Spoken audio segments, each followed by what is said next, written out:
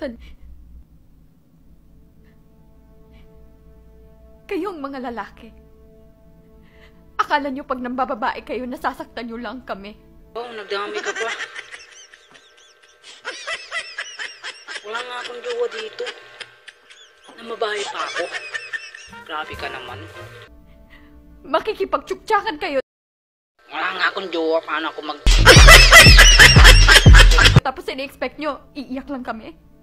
Itutulog ang sakit, tapos pagising okay na? Kung gusto mo yan, iyak ka. Itutulog mo yung sakit. Mas mabuti. Dadami mo pa ako. Yun ang pangarap namin. Sinasabi mo sa akin na nambabahay ka na. Ikaw nga eh. May pangarap kayo. Walang tigil ang takbo ng utak namin. Walang tigil ang ulan at nasaan ka Pinipilit sagutin ng maraming tanong. daming tanong, walang sagot, nasasaktan. Bakit niya kaya nagawa yun? Baka siguro, alam mo na siya, may iba na siya.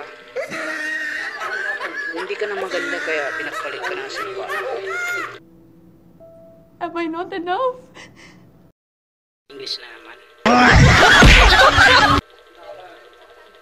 Hindi ka lang siguro sapat sa kanya. Kasi, yakin ka eh.